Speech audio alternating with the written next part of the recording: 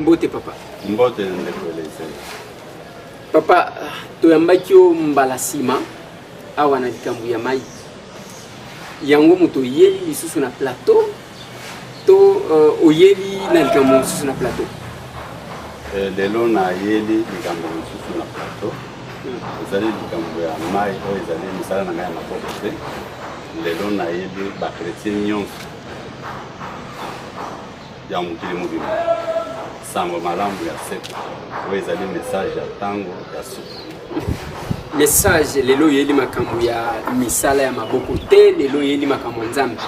Message ya tango ya suka eza koloba nini? Oye na message parce que babranamiste mutu baloba ke message du temps de la fin. Naebi évêque Pascal Mukuna tango père bandaki wana zaki nanu Mukuna mutu ba logique ayaki na ye soki na parole nini soki nini kabilo kwa modèle wana yosko message ya tangu ya suka eza o ya frère Branham eza ya évêque Pascal Mukuna oyo a commis plus na sport lelo to ezani. Oui, merci pour la moutona de plaisir. Ce qui n'a eu libre chrétien message à tango ya suka elingi koloba ezali pe na message ya tango ya message ya tango ya ebandeli ezali message oyo esakolamaki epai na ekolo ya bato ya Israel pe na bato bazalaki bato ya Israel te epai na bato ya Israel koyebisa bango ke nzambe alakaki Mesia elaka na ye ekokisami Yesu oyo bobomaki na ekulusu ye nde azali Mesia po ete nzambe asekisi ye kati na bawei wana ezali sango malamu ya ebandeli oyo babengi sango malamu ya ngolu na nzambe ntango nzambe abandi kosopa ngolu na ye epai ya bato ya masumu mpo bakoma bato ya kosembo na miso na ye wana ezalaki mpona ekolo ya Israel kati na mosuni Israel. Alors ntango sango malamu eteyami eye kobotela nzambe ekolo na ye ya molimo oyo babengi église mpe ayaki kozwa ya ye bilaka oyo elobi ete bateya lokuta bakoya ebele kasi na suka nango Yesu akomona na mbala ya mibale mpo aya kobikisa baoyo nyonso baza kozela ye na ntango akobimisa polele makambo oyo esalami na nkuku oyo bato bakokoyeba te ye kaka ye mei nde moto akoya kobimisa sekele wana polele mpo epermettre baoyo baza kozela ye mpo babika kanisi likambo oyo naza koloba nakokopesa mpe mokapu na yango na Hébreu chapitre 9 verset 28 Yesu amikabaki mbala moko mpona komema masumu ya bato ebele akomonana lisusu mpona mbala ya mibale kaza lisusu mpona komikaba lisusu mpona masumu te me mpona kobikisa libela baoyo baza kozela ye na 1 Corinthiens chapitre 4 verset 5 kuna etalisi ete bino bakristo moto moko ajuge moninga avant le temps te bozela mokolonkolo atia ekoka ye nde moto akoya koexerce mosala ya kobimisa makambo nyonso oyo ebombama na molili kotia yango polele mpo epermettre bato bakoka kobika 1 Corinthiens chapitre 4 verset 5 ekoleze tala esika nini promese ya Kristo epesamaki epai na eglise ekolo na nzambe kati na molimo alors nde yango lelo ngai na ye mpona kosakula sango malamu oyo wana ezali so sango malamu ya ngolu oyo bantongo batiaki te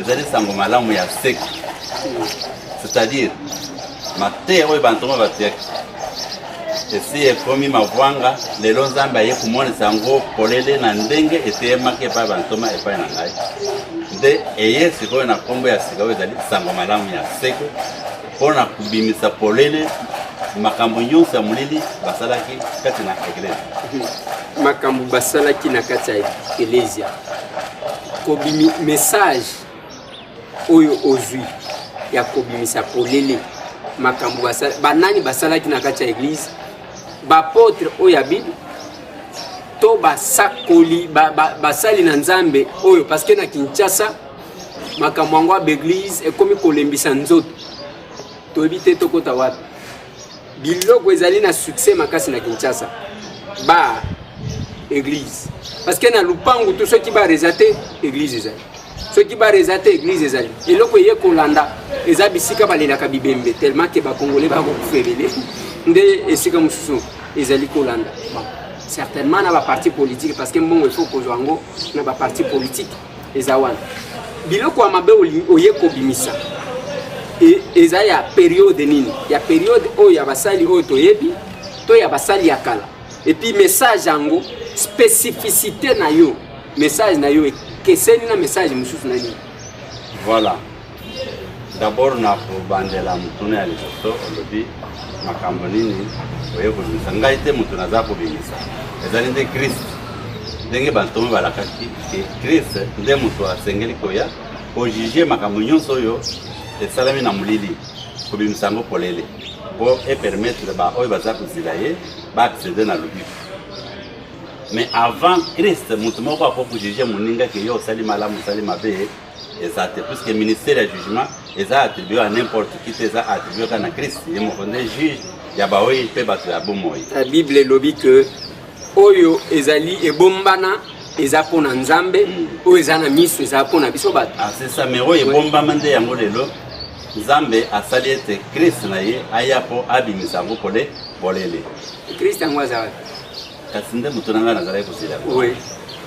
Christ tango amonanaki epai na ekolo ya Israel ekolo ya nzambe kati na musuni asengelaki komona na pe na nzoto ya musu ya musuni po aya kusilisa tâche oyo tata na ye apesaki eke akufa asopa makila na ye ememela bato ebele bolimbisi ya masumu.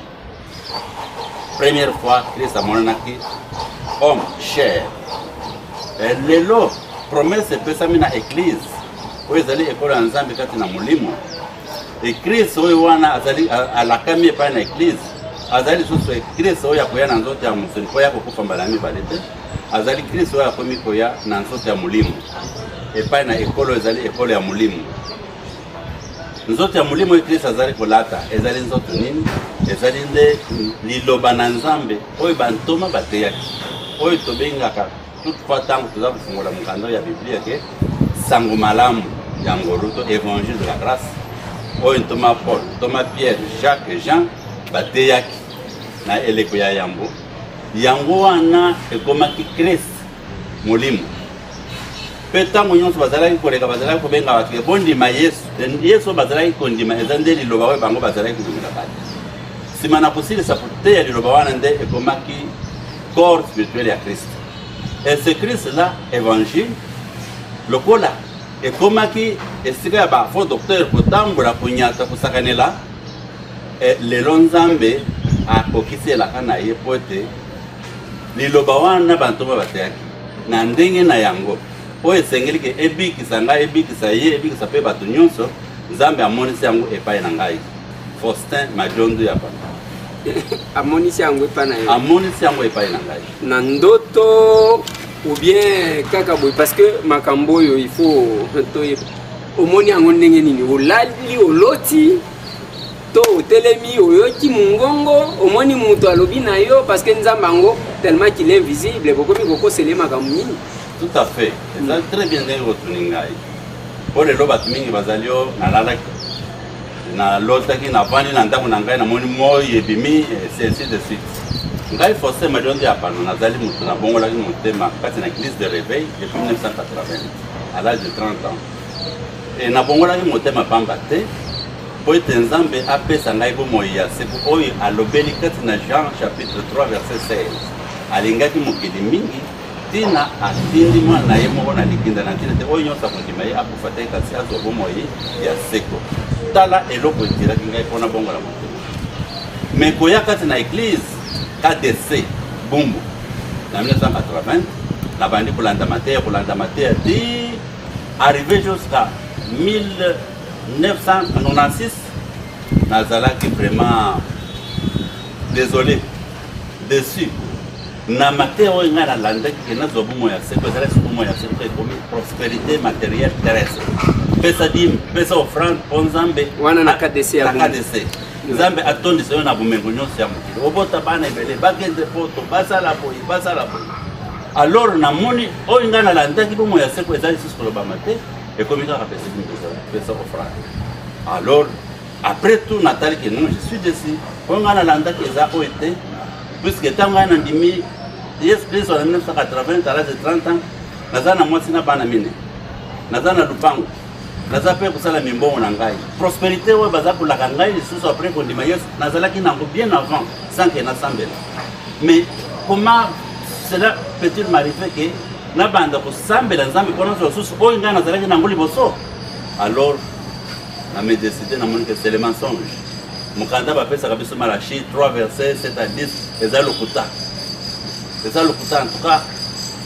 Malachi 7 à 10 c'est le Malachi 3 verset 6 à 10. Nous avons Jacob, banda batata na binu boko sala ngai kasi na dimi na offrande. Bozongela ngai, bomeka ngai, soki na pambula binu te. Bolakela mi mabe po boza koyiba ngai.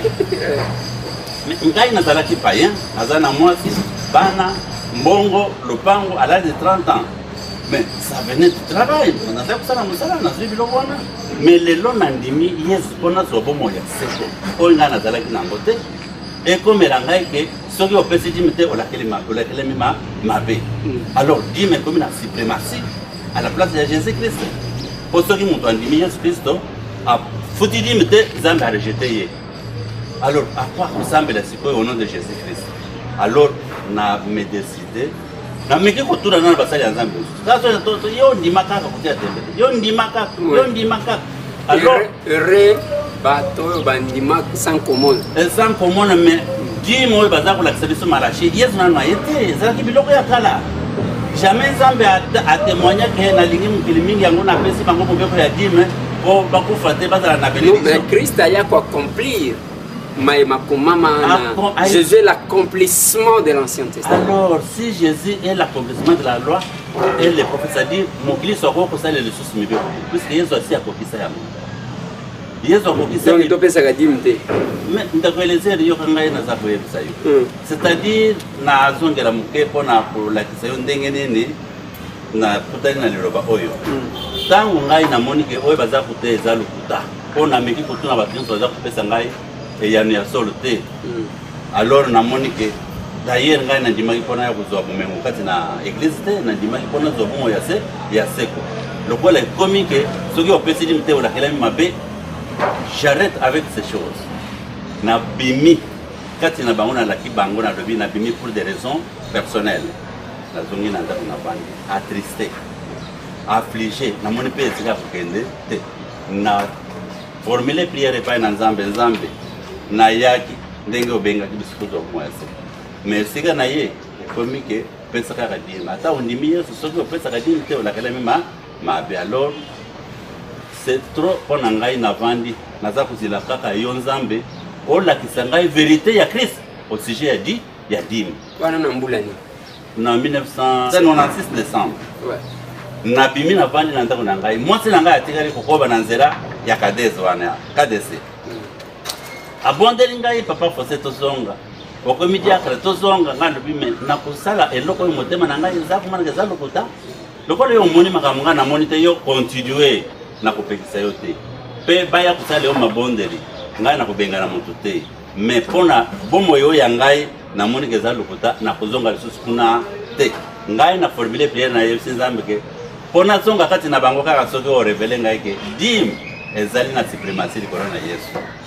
Voilà, on a dit que na futa kadimte okobwaka ngai. Il faut au moins sanga likambwana pona zonga. Ndepeleze décembre 1996 na bimi na vandi.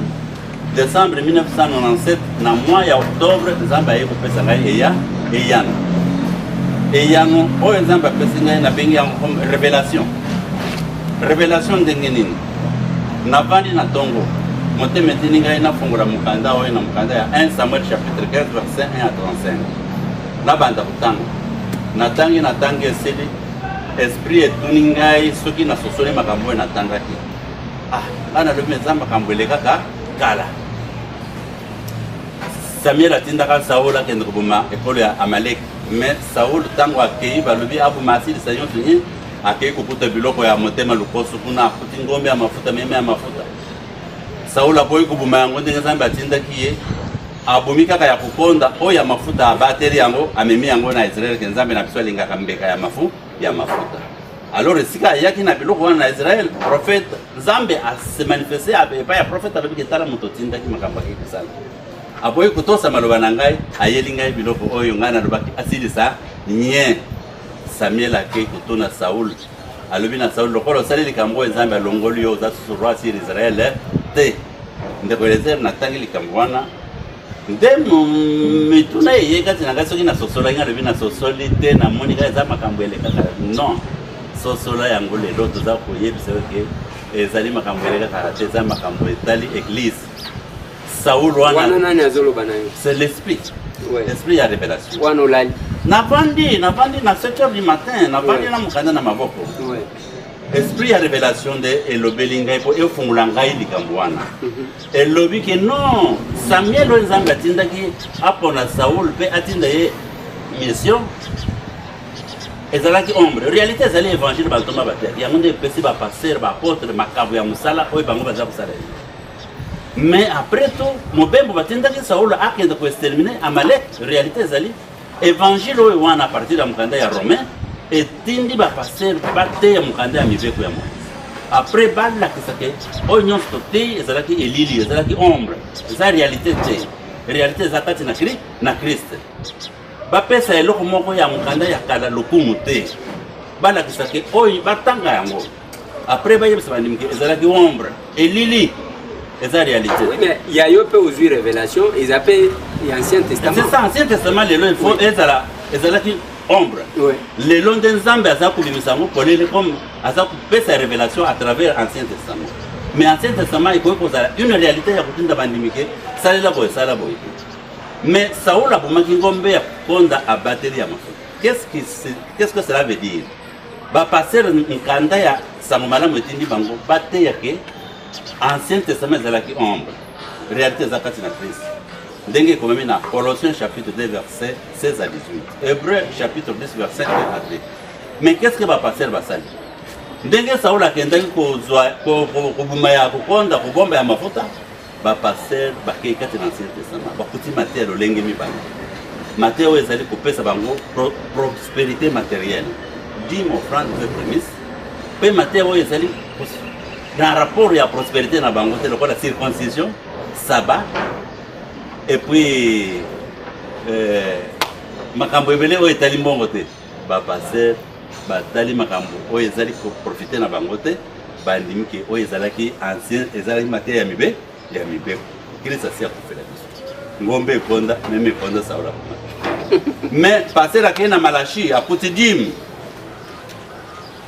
amoni que ça na intérêt matériel et pas naïe après que tout cet évangile pour la que c'était l'ombre alors que non dim c'est un secret de la prospérité matérielle alors tokoki kotika dim te il faut tout ça là ngombe mafuta même mafuta Saul a bombaki ndeko Eliezer tala motindo nini molimo ya révélation eye ko la kisangai ke ko patapata te ba passer ba tosi Nzambe te poète évangile tindi bango bala kisake loi ezalaki ombre ndenge komami noir sur blanc bango bakei kopona kati na mikanda ya kala mate oyo ezali ko profiter na bango papa quand ndenge ozoloba wana Christ ye moko akoti na tempelo parmi biloko Christ asala na moki azaki kotala bato bazali kotia mabonza tout à fait apekisa bato batia mabonza te bien au contraire alobaki omoni mama oyo atie libonza ya mutuya. Donc, Christ alingaki libonza ya mibale. Christ avandi kaka boy. Mwasi moko ndumba. Ayena malasi, parfum. Asopelier parfum à cher. Masumo lembisami. Et limbisami. Ozomona te que Christ alela mabonza.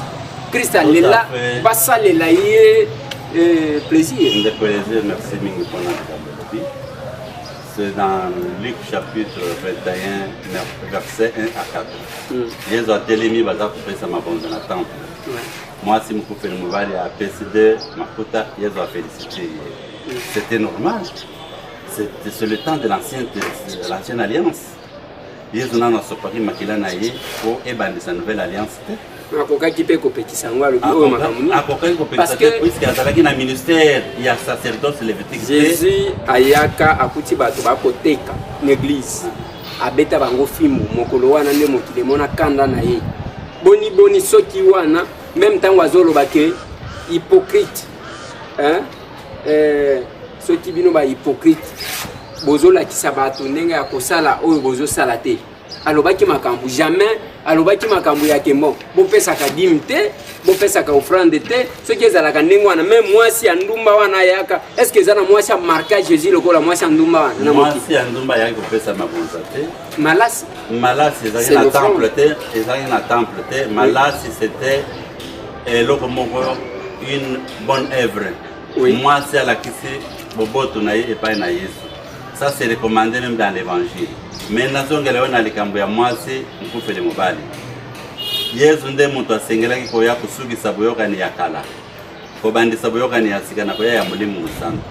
Etango Yesu azali ko féliciter mwasi wana makila na ye ya boyokani ya sikezana na nzoto nanu akabami na ikolusu te po a mettre fin na boyokani ya kala.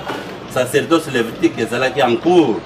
Ezali ko prêcher Moïse jusqu'à ce que makila ya boyokani esika esengelaki kosopana pona pour abolir makila ya banyama oyo banisaki boyokani yaka. Alors papa Eliezer, Luc 21 verset 1 à 4 se conforme à la loi puisque Molim Moussant eyaki nanu te Yesu azalaki nanu sacrifié te. C'est une période de l'ancienne alliance. Christ alobi, je ne suis pas venu abolir la loi, je suis venu l'accomplir. Oui. Tout à fait, Matthieu 5, verset 17. Oui. Jésus alobaki ya sol puisque les Juifs savaient que quand le Messie vient, c'est la fin du système. Alors, tant que bazalaki kumona Yesu se prononcer Gazali Messie, ils étaient toujours dans l'agitation. On a koyeba que Messie ko ndenge bakomaki ndenge nini. Ndenge Kristo ayeko yebisa na bokanisa teke na ye pona kumuma mate ya Moïse pe ya baprofete. Na yena kokisana. Comment c'est là que Yesu akodisaki yango? Pour que ça y a mis c'est écrit dans Luc 18, verset 31 à 33. Quand Jésus venait de son tournoi, et c'est là qu'il y a comme Kozonga, na sanza ya mine ya Pâques. Abengi baiko na ye pembeni na lobi na bango ke toza kokita na bino na Jérusalem.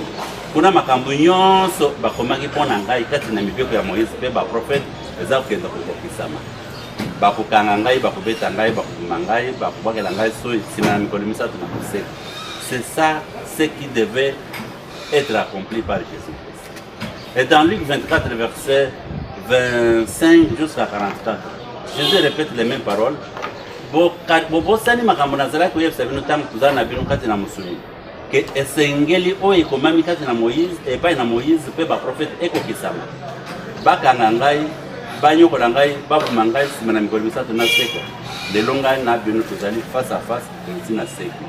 Alors pour que ça maya mibeko pa na Yesu ezali teke po ba Christ o bazali délivrer na mibeko wana affranchir na mibeko wana bazongela ressources pour la justice ya mibeko kati na mikanda ya kala.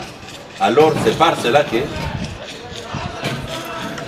mibeko ya Moïse ekokaki te kozala ressources na impact kati na tango ya grâce. Alors oyo wana nde likambo munene oyo ba passer basali oyo Christ aye kobimisa. Et yami bale. Pona nini yo ozotambola kana Nouveau Testament te ozotambola na Bible. Parce qu'il fallait que Bible otambola kana na Nouveau Testament parce que oyo yakala nyonso c'est tout à fait epekesamite na l'action katina etumba batinda ki Saul na Amalek ke akenda kubonda. Mais abuma nyonso c'est-à-dire prêcher. Au côté ya Ancien Testament mais tokolakisa ke ezali soso na musala katina tango ya ngote. Ezalaki ombre. Bon, tu relaxes votre ombre, on va puisque tout est Ancien Testament. Voilà. Papa, tozana suka ya mission. Na lingi oyebisa ba Congolais. Bande kotu ba kolanda yo. Soubasma ya message na yo. Parce que quand tu envoies quelqu'un, appelle ça mission. Mission nini nzambe apesi yo. Okoloba nini par rapport ya ebele ya ba église oyo etondi na Kisasa, oyo etondi na Congo. Mission nini nzamba pesi yo koloba nini différence nini za entre oyo mission nzamba pesi yo na ba église oyo mususu ezali ko exister. Voilà, merci beaucoup de préciser. Mission oyo nzamba pesi ngai ezali d'abord suite ya contestation na ngai ya Matthieu ya Jim pe kobima kati nango écriture ya 2 Corinthiens chapitre 6 verset 14 à 18 ezali ko recommander likambo nga na salaki likambo na salaki wana na miso ya Nzambe mona ki likambo ya bosembo Nzambe ayambaki ngai a confier ngai mission oyo ezali pona ko lakisa bato makambo ekrisa ye ko mona sakolele mukanda oyo tozali nango tobengi Biblia Jésus atikala koyeba mukanda na kombo Biblia te ba apôtre batikala koyeba mukanda na kombo Biblia te ezali fabrication ya ba théologien bazui mikanda misantu oyo ekomamaki likolo ya ba apôtre likolo na ba rouleau bazui yango basangisi esika moko ezala portable ancien et nouveau mais baye kosala piège kati na mukanda basali piège oyo permettre ata moto moko te accéder na salut depuis que mukanda oyo ezali komona na eza kotambula na maboko ya bato. Alors piège wana ezali nini par rapport ya temps bazui temps ya malédiction temps ya loi badissimile yango kati na mikanda ya ntango ya grâce. Alors bazui temps ya malédiction bakotisi kati na temps ya grâce. Alors bato nyonso oyo baye epai na Nzambe na nzela ya mukanda oyo bango nyonso base trompe kati na malédiction wana justice ya Nzambe ekomeli bango mpona nini à partir ya mukanda oyo bakomi na bathéologien ke Nouveau Testament mention ya Nouveau Testament oyo bati entre Malachie na Matthieu et constitué un grand piège mortel mpona nini puisque mukanda ya Matthieu, Marc, Luc, Jean eza mikanda ya Nouveau Testament te ezali mikanda ya Ancien Testament Ancienne Alliance nande parce que mikanda wana nezopesa tibo et Christ azokufa tibo et Christ azoseko tout à fait normal mikanda wana mine ezali kolakisa Yesu muyuda na se ya mobeko ya Moïse Galates chapitre 4 verset 4 à 5 azali Yesu na se ya mobeko ya Moïse pe asengelaki kokufa lisusu na se ya mobeko ya Moïse mobeko nde moto ebomaki ye Jean 19 verset 4 à 7 alors nous devons les dire tala Matthieu, Marc, Luc, Jean ezali mikanda ezali kolakisa Yesu na ntango ya na bomutu na ye na ntango ya mibeko ya Moïse. Alors Nouveau Testament esengelaki kozala lokasa mention ya Nouveau Testament soki bato wana bazalaki na molimo ya Nzambe balingaki kotia yango na ebandeli esika wapi molimo mosantu ekiti likolo eye apôtre Pierre afunguli monoko na ye poussé par le Saint-Esprit po ayebisa bato maye Nzambe alingaki kosala na bato basengelaki koya na boyokani oyo Yesu asalaki na oyo Nzambe asalaki na makila ya Yesu Kristo. Alors likambo ya tina oyo Nzambe atini ngai nayebisa bato ke mukanda oyo ezali kozwa rétablissement nango à partir ya message ya temps de la fin ezali évangile éternel nde moto ezali kopikula message ya temps de la fin wana oyo ya yo bien ya frère Branham oyo ya ngai bon frère Branham oyebi ye évangile nazali kote nde eza kojuge Branham évangile naza kote nde eza kojuge Branham puisque na Branham kokuta dime ezali offrande ezali oyo ezali mateya ya mibeko ya Moïse oyo Nzambe atindaki ye ke alakisa bato kezalaki ombre et non une réalité conformément kaka na plateau oyo toyambi apôtre mosusu alobi ke mosali na Nzambe oyo Nzambe atelemisi na Kongo mikolo oyo fo kondibelezaka bondo alesa oyebi ye nayebi ye te nayokaka ye mpe namonaka ye na télévision mais mpona koyebana na ye farafara oui mais évangile na ye ozomona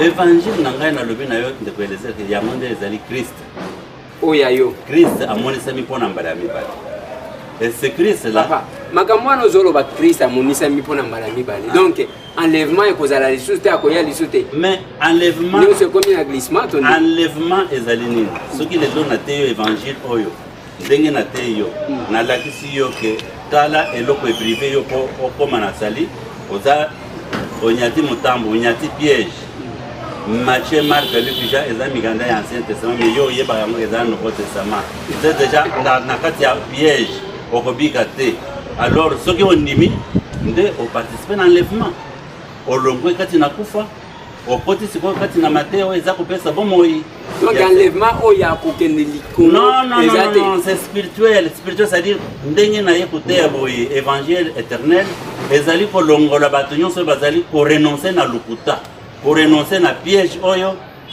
po bandima vérité oyo emonisami nde bango baza koparticipe na enlèvement de Kwelezer. Enlèvement c'est spirituel kosa kolongwa na mateo oyo ememaka kufa mateo ya loi kondima mateo oyo ezali na bomoi kati na yango évangile oyo Christ ayelaki bato. Kombo ya église na Église de la révélation de Jésus-Christ. Et lisanga na bato bandimeli Christ ozoboya offrande. Ngai naza ko excusez de Kwelezer. Ngai nazali koboya dîme naza koboya offrande te. Message oyo ezali Christ nde eye kobimisa polele ke bato nyonso oyo bapesaka dîme bapesaka offrande ve prémisse babinelaka Nzambe na mbunda mpe bichakachaka basalaka jeûne mpe veille de prière babengaka Nzambe ntango baza kobondela Yahweh éternel Dieu bato nyonso wana bazali banon pas partant baza justifié la Nzambe et fonctionnaka seconde parce que il faut au futela au chango na lupango na yo bien futela mais Kwelezer ba apôtre bazalaki kosambela na bampango na bango mais batikala kopesa dîme offrande te bazalaki ko vivre ndenge nini. Ça c'est une réponse, c'est automatique puisque ba apôtre sika moko te commencer na mateya na bango tina soka batikala kotia kitunga ke boya kokabela Nzambe. Donc yo na église na yo kitunga bachaka te exacte boye kaka bato basambeli balimi tosambeli Nzambe na kopesa yo evanani passage moko Hébreux chapitre 13 verset 16 Nzambe alobi ke bobosana te kosalisana mpe kokabela na biloko ya mawa pamba te yango nde ezali mabonza oyo esepelisaka Nzambe. Tu viens dans notre assemblée, tu dois penser à ton frère que tu connais. Et non au pasteur. Et non au pasteur aussi. Pasteur a cet accès-là dans Galates chapitre 6, verset 6. Que si tu as disposé quelque chose pour celui qui t'enseigne, tu peux lui donner ça entre vous deux. Et ce n'est pas ce passé-là qui doit mettre un panier pour contraindre de venir donner pour lui là-bas. Non, tu as un sac de foufou. Tu amènes chez pasteur. Selon yo, Yesu achayena ye. Mais c'est moi qui suis le témoin oculaire. Sans passer par mon message, tu n'as pas le salut. Puisque c'est ce message qui vient vous faire sortir dans le piège où tu étais attrapé. Et c'est ce message qui vient maintenant pour accomplir la promesse faite à l'Église par la bouche des apôtres. Puisque si cette promesse ne s'est pas accomplie, Dieu doit être révélé comme un menteur. Et Dieu a accompli sa promesse. Hébreux 9, verset 28. Christ s'est donné la première fois pour porter les péchés de plusieurs. Et il doit apparaître pour la seconde fois, non pour le péché comme il était venu dans la chair, mais pour sauver ceux qui l'attendent. Et sauver ceux qui attendent le Christ. C'est dévoiler le mensonge, dévoiler le piège qui est. Depuis que cette Bible a eu son édition, jusqu'aujourd'hui, mon côté, assis à mon lobby, copé, à combien pas Nzambe. Tous ont péri.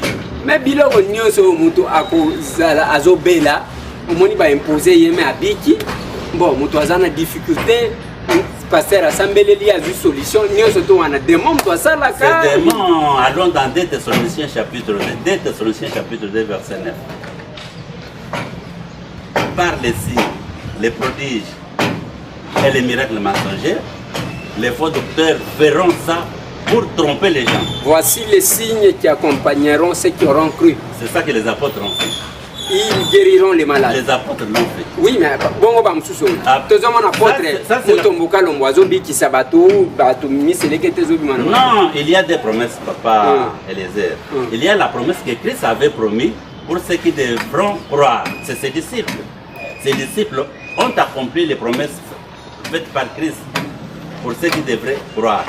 Guérir tout le monde.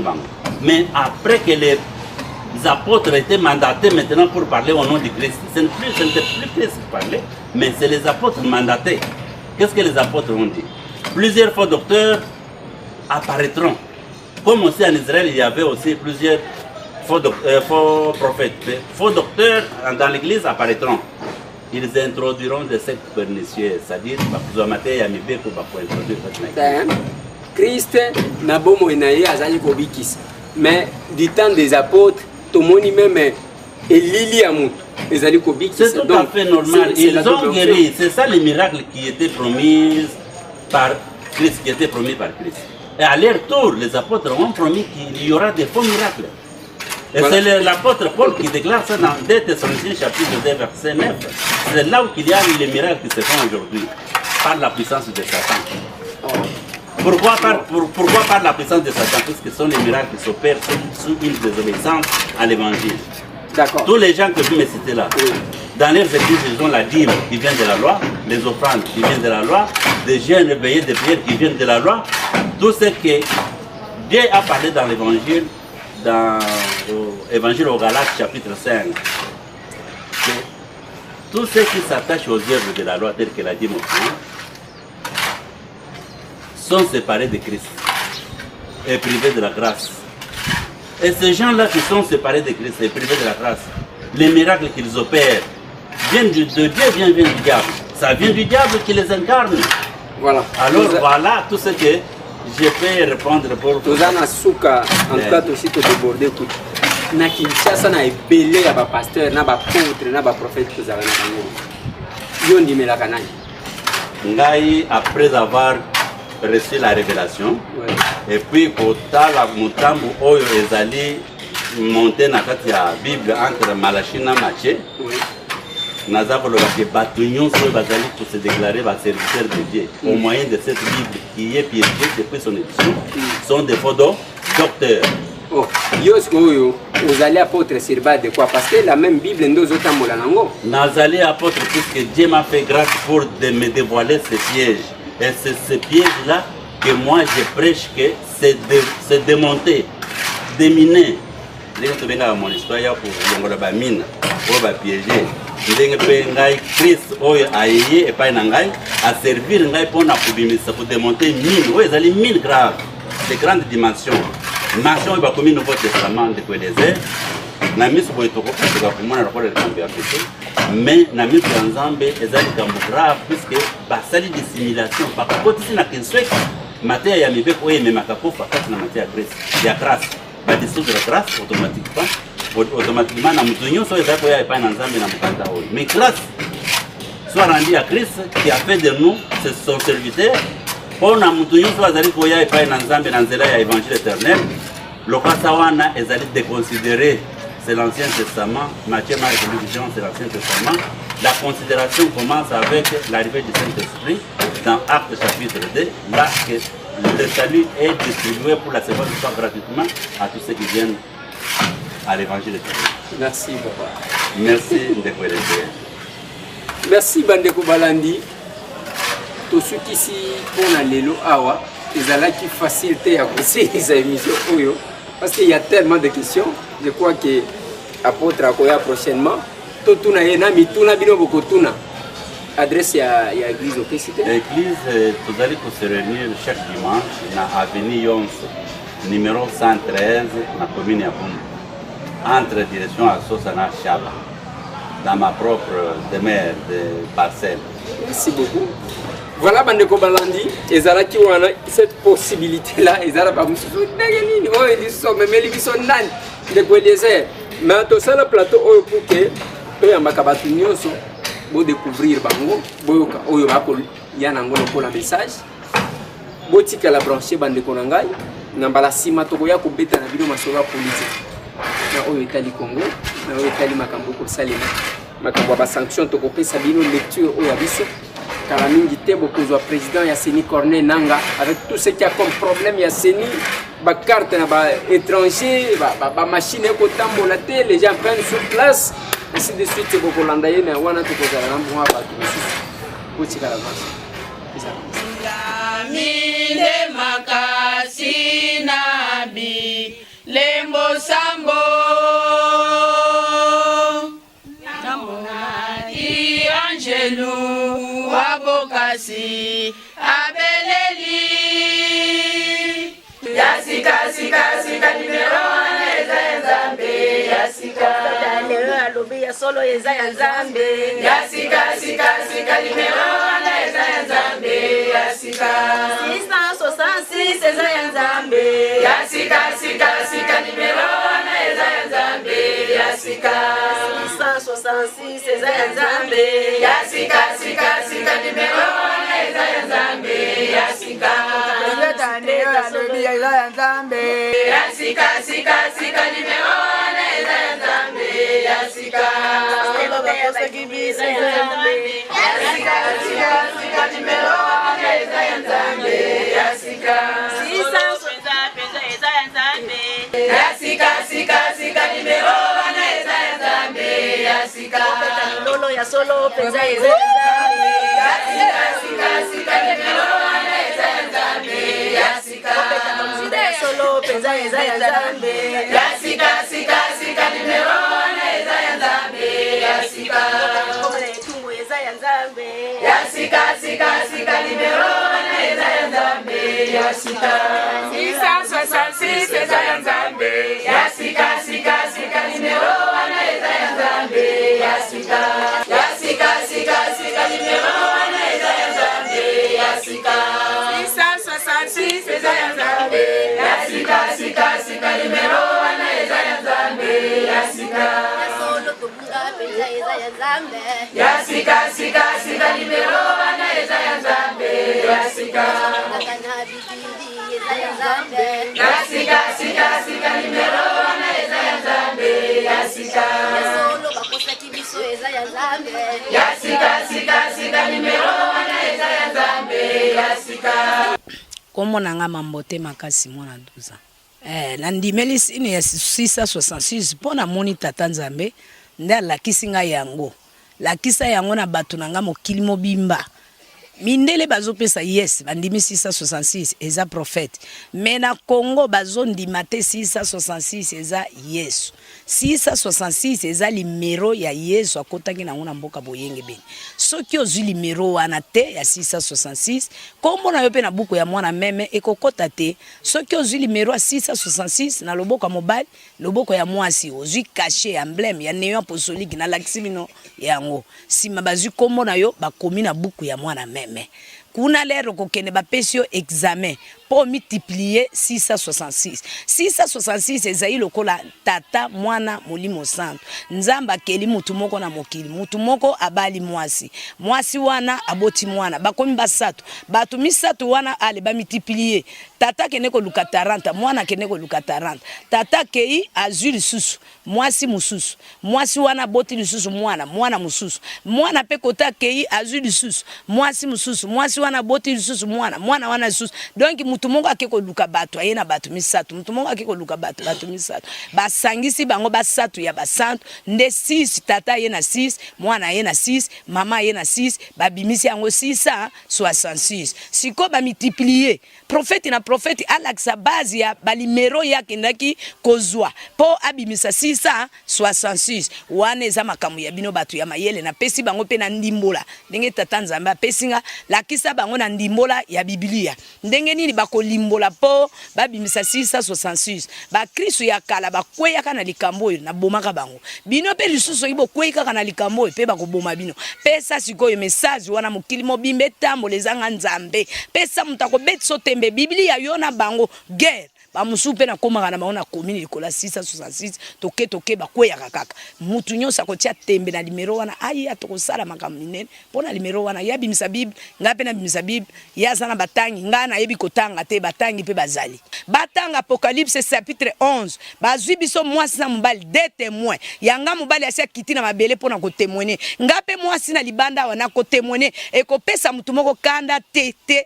Ba pasteur bazo ya nazo tangisa bango bazo kende okay mutu azoka kanda azate nganga kisi azana limero wana te na koti bi place nyonso pona ebisio bien ke naza témoin ya molimo mosantu il faut na débattre il faut na témoigner pona zo témoigner tata Nzamba telemi présent azotala ndenge ni nazo déclarer limero na ye ndenga tindelinga ndenge pe mission nga nazo kende na telemi na mutu 666 eza ya Nzambe ndako nanga na miri yango wana elamba na lataka pona ko pesa message korona zo beta pona ko lakisa mutu nyonso 666 eza ya Nzambe fongola Biblia na yoko loba na munokote to fungola to banda kotanga mutu le akomona vérité akwei na lisusu na pesi message o pati na ngope même bituma na obunda nanga pona Nzambe na obunda to komi na leta batangi Biblia okwei bato bakotosa limero wana te bakokota te po balobi to pesa yango bato na pesa yango bato na makasi bato bakozwa yango na makasi na bato minene na bato bakelela na bato ya pasi na bato bazanga mbongo na bato ya mbongo bango nyonso bamfumu banani bakonzi banani ifo bazwa kaka limero wana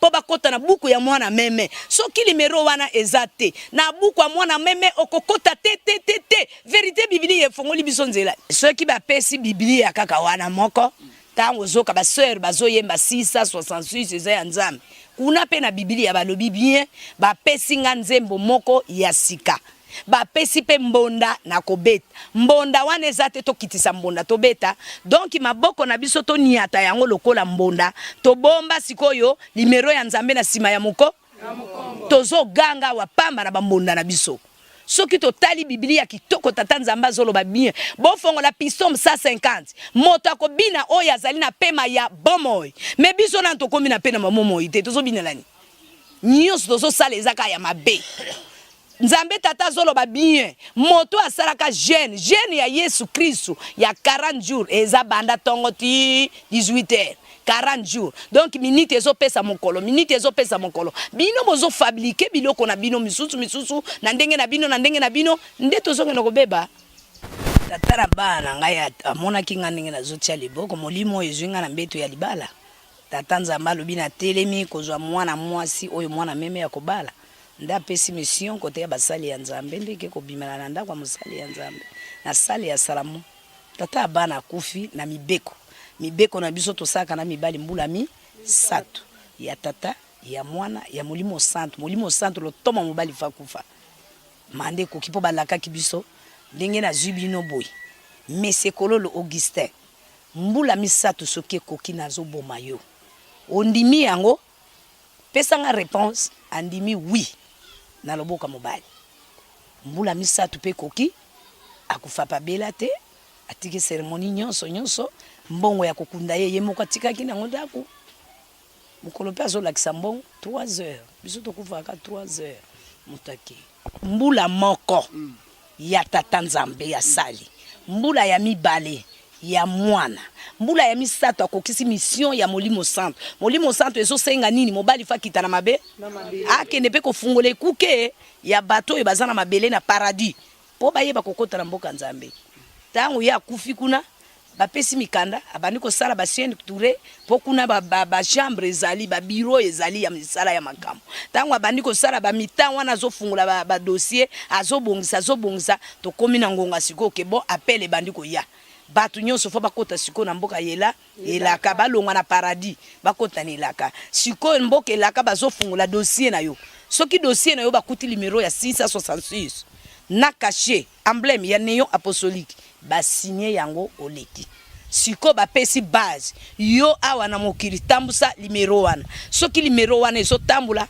ndenge bazokufa kuna bazotala kaka document ozi ba brevet na yo mikanda na yo kitisi bafungoli dossier na yo bakuti loboko ya mobile 666 loboko oyo caché ya emblème ya néon apostolique awa na elongi na yo bakomi yo olandaki mwana meme na tata na veut obimi 144 000 membres ozwi pe calcul o calculer po bimisa 144 000 membres nzambe mutazo souligner yo lokolo bimisi 144 000 membres komi lokola batio na suka veut dire osana 666 caché bakomi yo nelongi oleki musala yanga mobali asalaka kuna yango wana alekisaka bato ngapa na souligner kaka na souligner ndenge bato bazokufa bazopesa vie mbula mobimba combien de personnes basantu bazomona nati basantu bazomona nati mbula mobimba ko ikozwa bato mibale misato mbula mobimba neya me bato ebele oyo bazosambela makasi boy bazokende wa tambusa limero nanga bandima yango poto lokota mwa ndambo ya bato ekomami na kati beli banda ekangami elingami nde makasi nabi lembo sambo naki angelo abokasi abeleli nani azali peto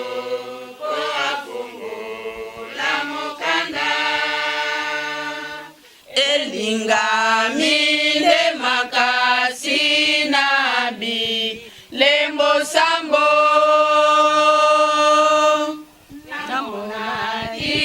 Angelu wabokasi abeleli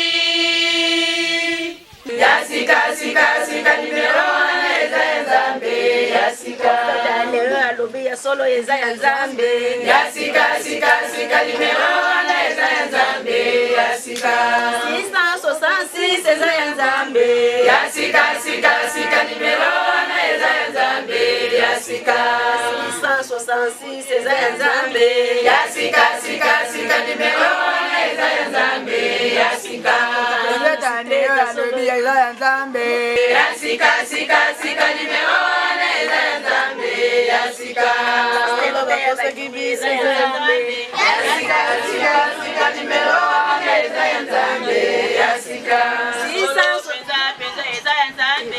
yasika sika sika nimero eza nzambe yasika lolo ya solo penza eza nzambe yasika sika sika nimero eza nzambe yasika solo penza eza nzambe yasika sika sika nimero eza nzambe yasika tumo eza nzambe yasika sika sika nimero eza nzambe yasika 666 eza nzambe yasika sika sika nimero eza nzambe yasika yasika sika sika nimero eza nzambe yasika 666 eza nzambe yasika sika sika nimero eza nzambe yasika solo kubunga penza eza nzambe yasika sika sika nimero eza nzambe yasika kana bibili eza nzambe yasika sika sika nimero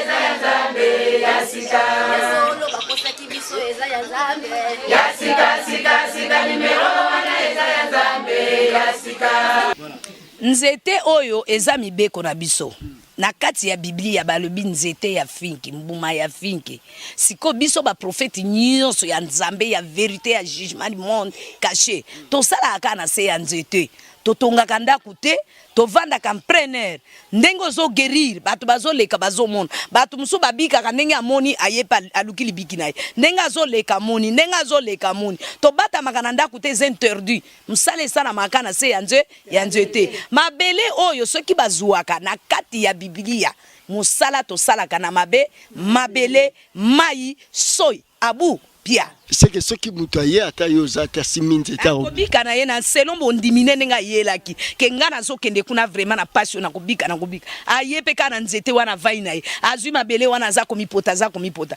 kotenga na zape son tata talaka ba oyo bazakuna kotonga na musala mususu oyo bazakuna bondimeza na bango makasi babika tata kotika bango boyite docteur médecine simbelanga batu wana alenga moko kuna boyo kina guérir bota tourner passe dire à contact qui me dit ça contaminé que bouger pas on dit les contre lui les docteurs il y en a besoin de 3 docteurs orientation convention de terre kuna na zo guérir mutakoye batena ko sala nini nzoka na oge na ogeri akobika na ye donc manda ne koki ya kopesa message wana banda kale sala kisala ngonga na ngwe koki po tozana enlèvement na jugement na beleli batu ba yimi na bango te ti lelo batu bazozela jugement mais to sito leki awa to komi na enlèvement nzambe azo kwa telemi na loboko ya mobali Yesu Kristo aza kwa enlever batu na ye batu balobi tozozela hotel na mapata masi akitaki na mboka deja mapata ndenge to vandi bo tozali kola mapata soki ozana avion batangisa biso tala likolo mapata tala na se mapata biso tozaka na kati ya mapata ndo a pesi message mena leki na jugement bato ba comprendre te ndenge nini balusa bango gangi bazondi mate bazo tuna yondo ko sala jugement mande koki oza sur la retard bokilier fuluki partout sikoto za na enlèvement souci na yebele ya bato mususu pe bazote ya na bango makambo batu pe bazobika na ndenge bazote ya bango mona bien mais numéro wana ezate kombo na yebe na buku ya mwana meme bakokoma yango te. Il faut ça l'examen à 666 c'est ça la kati ya Biblia. Soki peuple azo déclaré pour na gege mayele na bango eza moke. Eloko ba bengi gege aza nzambe yo nom de Jésus. Mais biso to ko benga Yesu. To nzambe ya notre Père. Po Biblia eza clair. Ba lobi moto nyonso na kati ya Biblia ya Matthieu 6:7 to sambela nzambe ya solo notre Père. Notre Père babuaka ba komi no nom de Jésus. Moto ango to kozwa Sodome na Gomorrhe ese kiti. To kozwa su moto wapi. Na monoko na nga ndenge na zo gang. Zwa Apocalypse chapitre 11. Batie moto na monoko nanga. Mutu nyonso akobundisanga. Moto wana nde kotumba ye e koboma ye. Me monoko nanga na koloba mukolo moko teke naza na moto. Po moto wana batie yango na molimo. Na nzoto nanga boyi naza na moto te. Me losambo ya notre père tobuaka yango oyo Yesu Kristo asambelaka. To komi no nom de Jésus. Au nom de Jésus. De Jésus wana nde ba eko créer biloko na bango ya sirène. Bazwi biloko ya nzambe ya kitoko balongoli notre père. Bakamati nzambe yo nom de Jésus batue. Yenda zobima na arrangement ya gege. Bakoki ko déclarer gege te. Soki bako déclarer gege ba déclarer au nom de Jésus. Nzambe ya solo azalaka notre père. Losambo ezana kati ya Biblia. Mokanda ya Matthieu chapitre 6. 7 lando ko yeba mayele sambela na mungongo ya pete na ndaku na yo nzamba yoka yo. Ko ganga te. Batu babeli batuntuki. Batu bakomi na moto. Bakomi ko pelisa ba moto. Bakomi ko ganga. Milimo ezolanda batu na mabota. Nde suka ba eko bungisa biso limero ya 666. Bazonga na nzela. Bazonga. Susi ya tata nzamba pesi nde yango wana. Tata na nga lobi moto nyonso azonga na limero ya 666. Moto na mutuna ya comprendre. Mal qu'il est la bête. Eza Yesu. Bafinga kie niam. Bapesi ba komwe bele. Mena suka ba ya koyeba kazalaki mwana nzambe ya solo ezalaki trop tard. Moto nyonso azonga.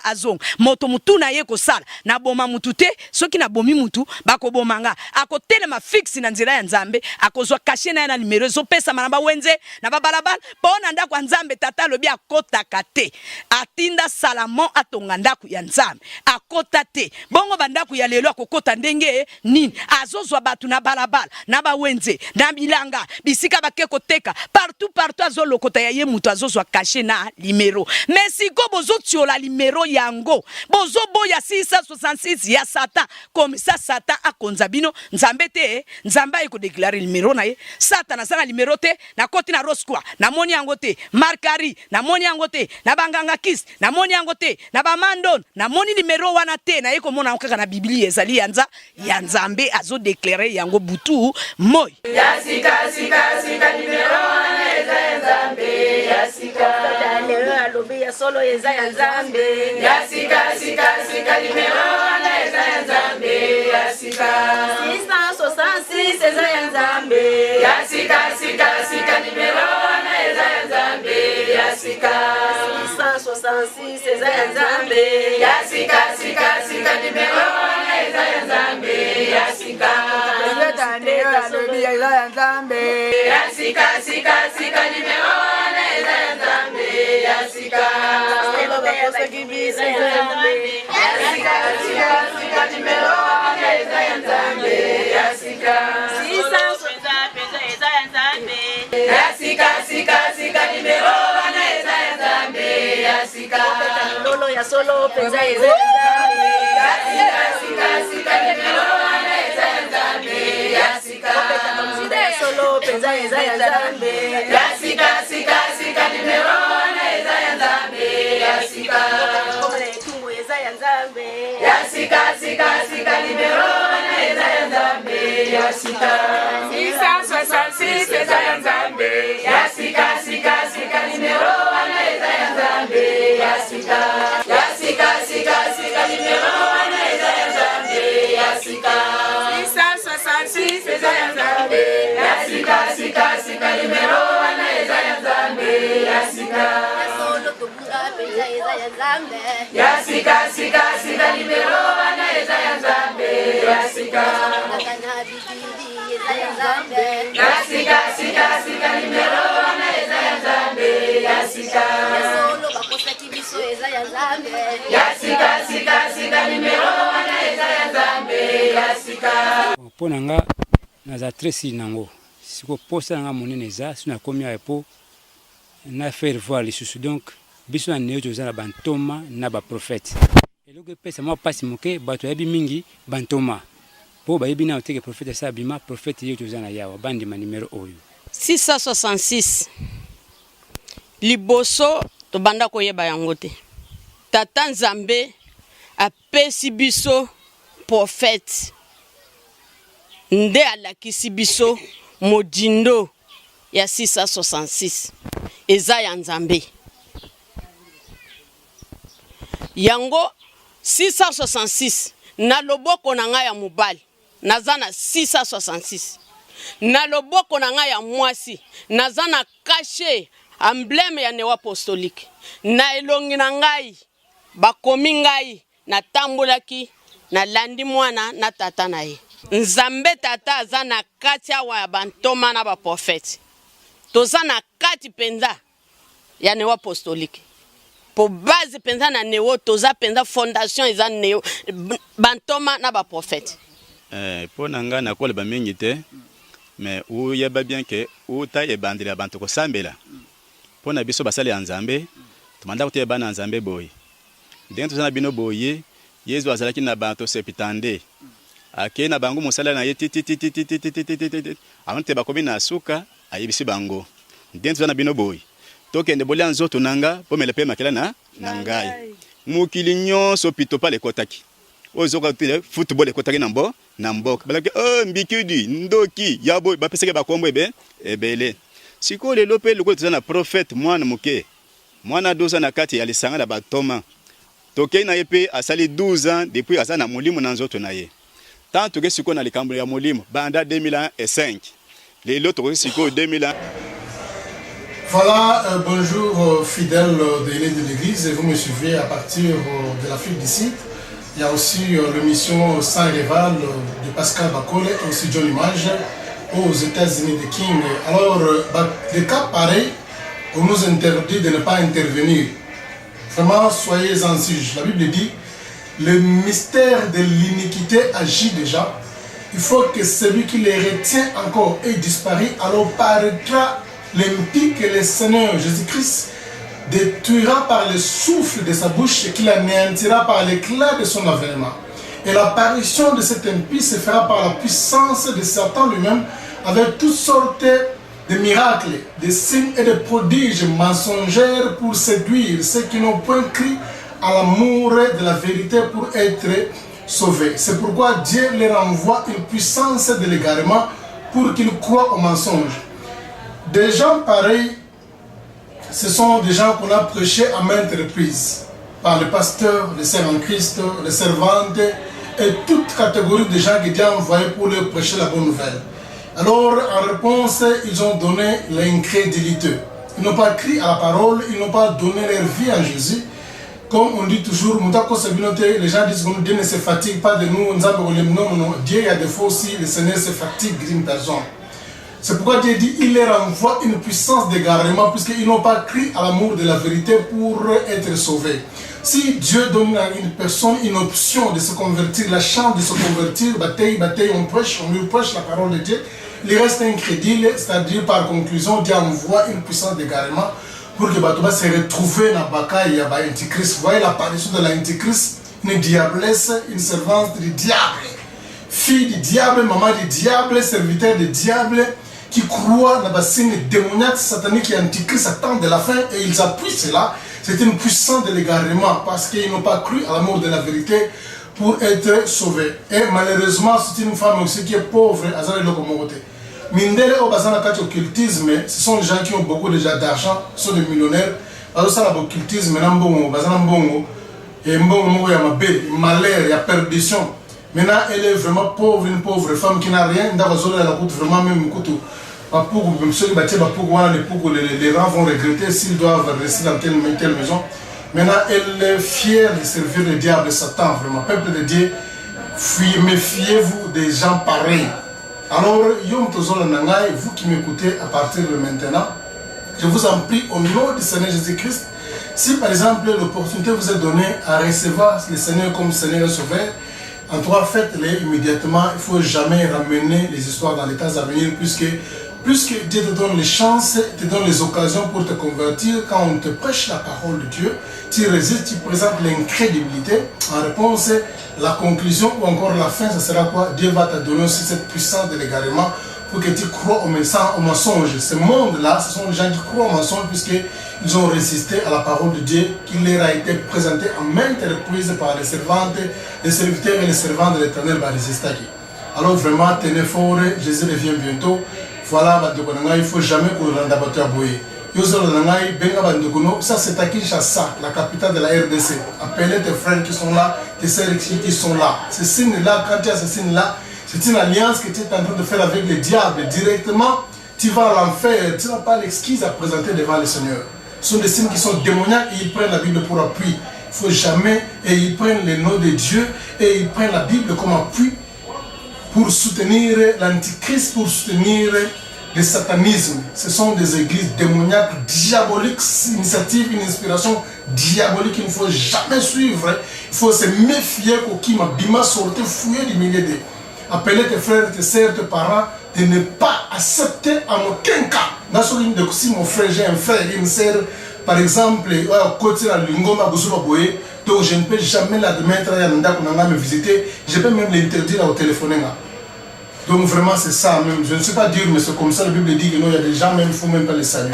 C'est dans la Bible, il y a des gens il ne faut pas tendre la main, les redonner. Ce sont des gens qui sont méchants dans la face et méchants dans le cœur. Voilà, que Dieu vous bénisse abondamment. Soyez connectés de l'aide de l'Église. Si par exemple vous aimez nos vidéos ou vous soutenez la sainte doctrine, vraiment il ne faut jamais oublier de faire la subscription. God bless you more. Let's check it out for the next video. And thank you. God bless you. God bless you too.